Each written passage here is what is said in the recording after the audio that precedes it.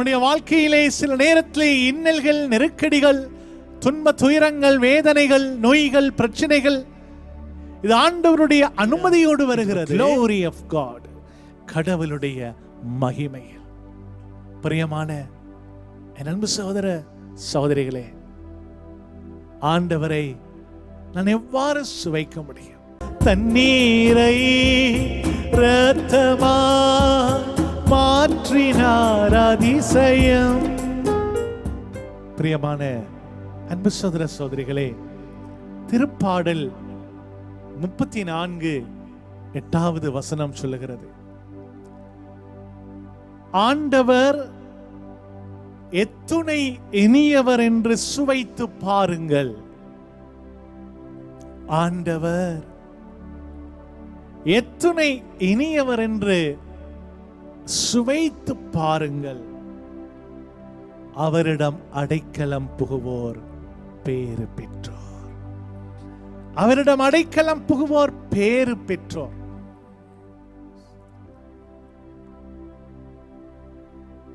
எங்களுடைய ஆராதனைகள், எங்களுடைய ஜெபங்கள், எங்களுடைய இறை வேண்டல்கள், செபத்தவ முயற்சிகள் என்னை வழிநடத்துகிற உயிருள்ள ஆண்டவரை சுவைக்கச் செய்ய வேண்டும்.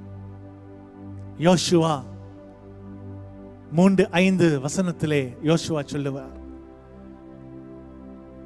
நான் உங்களை விட்டு விலக மாட்டேன், உங்களை ஒருபோதும் கைவிட மாட்டேன் என்று சொல்லி ஆண்டவருடைய வார்த்தையே. யோசுவா 3:10 வசனம், வாழும் இறைவன் உங்கள் மத்தியில் இருக்கிறார். Is living God. வாழும் இறைவன், இருக்கின்றவராக இருக்கிறவர் நானே என்று சொல்லி அந்த இஸ்ராயேல் மக்களை பார்த்து சொன்ன அதே ஆண்டவர் இம்மானுவேலாக நம்மோடு கடவுள் வாழ்பவராக இருக்கிறார். வாழ்பவராக இருக்கிறார். பிரியமான என் அன்பு சகோதர சகோதரிகளே, ஆண்டவரை நீ சுவைத்து பார்க்காவிட்டால், ஒரு இன்னல்கள், நெருக்கடிகள் வருகிற பொழுது ஆண்டவரை விட்டு தூர போய் விடுவாய்.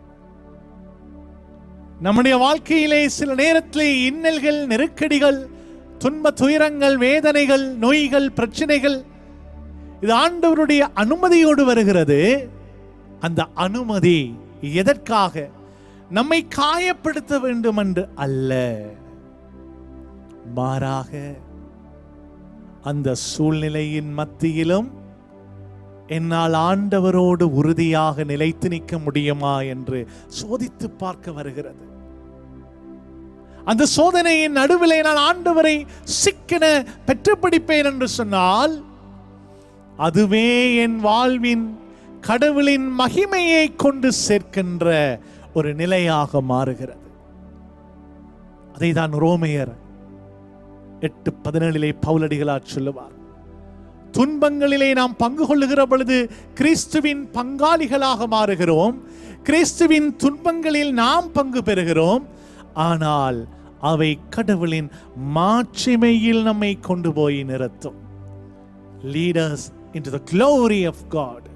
கடவுளுடைய மகிமையில். பிரியமான என் அன்பு சகோதர சகோதரிகளே, ஆண்டவரை நான் எவ்வாறு சுவைக்க முடியும்? நான் ஆண்டவரை சுவைக்க வேண்டும் என்று சொன்னால், அனுதினம் இறை வார்த்தையை எடுத்து, இறை வார்த்தையை வாசித்து, இந்த வார்த்தையை நான் தியானிக்க வேண்டும். Read the word of God and meditate the word of God. ஆனால் இது என்னுடைய சொந்த ஆற்றலாலோ சக்தியினாலோ முடியாது. நான் ஆண்டவருடைய வார்த்தையை பற்றி தொடக்கத்தில் இருந்து முடிவு வரையும் இந்த பரிசுத்த வேதாகமத்திலே அனைத்து நிகழ்ச்சிகளையும் நான் அறிந்திருக்கலாம். If I know the whole scripture but I don't have any divine encounter or experience. முழு வார்த்தையையும் நான் அறிந்தும் இந்த வார்த்தைக்குள்ளே வாழ்ந்து கொண்டிருக்கிற ஆண்டவரோடு எனக்கு உறவு இல்லாவிட்டால், அவரை நான் சுவைக்காவிட்டால், அது வெறுமையான ஒரு ஆன்மீக வாழ்வாக இருக்கும். அதனால இந்த வார்த்தை சொல்லுகிறது, திருப்பாடல் 34:8, அவர் எவ்வளவு இனியவர் என்று சுவைத்து பாருங்கள், அவரிடம் அடைக்கலம் பெறுவோர் பேறு பெற்றவர்கள். திருப்பாடல் 118:8 சொல்லுது, the center word of Bible என்று சொல்லுவோம். பைபிள உடைய வசனத்தை இரண்டாக நாம் சரியாக தொடக்கத்திலிருந்து முடிவரை இரண்டாக பிரித்து எது சரியான சென்டர் வேர்ட் என்று பார்ப்போம் என்றால் இதான் அந்த சென்டர் வேர்ட். அந்த வார்த்தை என்ன சொல்லுகிறது? மனிதனுடைய முகத்தை பார்ப்பதை விட ஆண்டவரிடம் தஞ்சம் புகுவது மேலானது. மனிதனுடைய முகத்தை பார்ப்பதை விட நீ ஆண்டவரிடம் தஞ்சம் புகுவது மேலானது. Surrender your life totally into the Lord. ஆண்டவருடைய கரத்திலே ஒப்படை. அவருடைய வார்த்தையை வாசி. பரிசுத்த ஆவியானவரை கூவியலே. பரிசுத்த ஆவியானவர் நம்முடைய துணையாளர். அவருடைய துணை இல்லாமல் ஆண்டவருடைய வார்த்தைகளை நாம் அறிந்து கொள்ள முடியாது. ஆண்டவருடைய வார்த்தையை நாம் புரிந்து கொள்ள முடியாது. காரணம், இந்த இறை வார்த்தை ஆண்டவருடைய வெளிப்பாடு. இந்த வெளிப்பாடு பரிசுத்த ஆவியின் ஏவுதலால் அவர் தேர்ந்தெடுத்த மனிதர்களுக்கு கொடுத்து எழுதப்பட்டது. ஆகவே அதை அறிந்து கொள்ள, புரிந்து கொள்ள என்னுடைய வாழ்விலே தூய ஆவியின் துணை எனக்கு அவசியம்.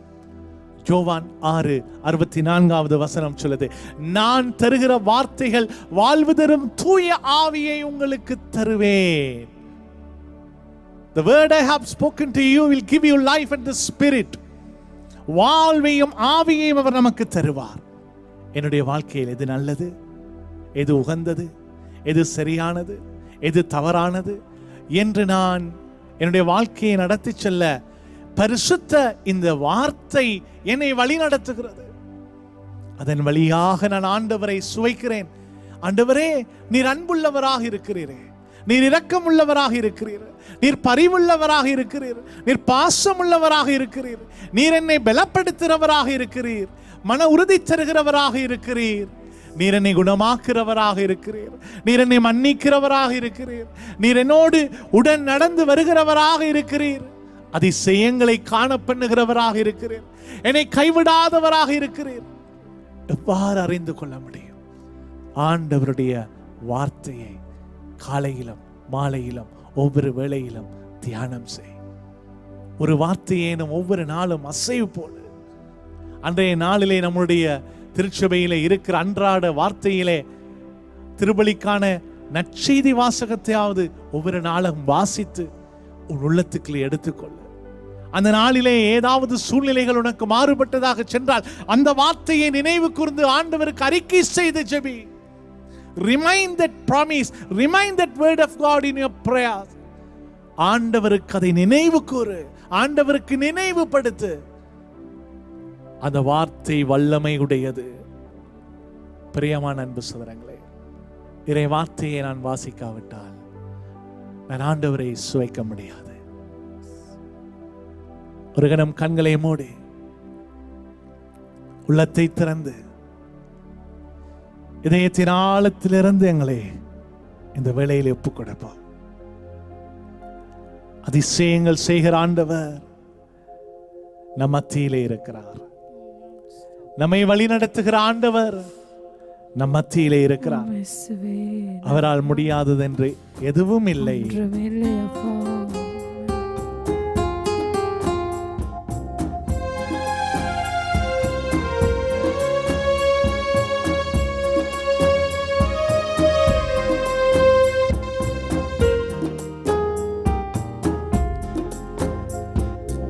அதிசயங்கள் செய்கின்றவர் நம் அருகில் இருக்கின்றார். அற்புதங்கள் செய்கின்றவர் என்றும் நமக்குள் இருக்கிறார். அதிசயங்கள் செய்கின்றவர் அருகில் இருக்கிறார். அற்புதங்கள் செய்கின்றவர் என்றும் நமக்குள் இருக்கிறார்.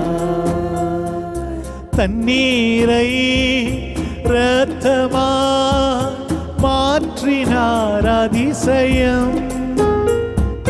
தண்ணீரை இரத்தமா மாற்றினார் அதிசயம். பெரும் தண்ணீரை திராட்சரசமாய் மாற்றினார் அதிசயம். பெரும் தண்ணீரை திராட்சரசமாய் மாற்றினார் அதிசயம். அதிசயங்கள் செய்கிறவர் அருகில் இருக்கிறார். அற்புதங்கள் செய்கிறவர் என்றும் நமக்குள் வசிக்கிறார்.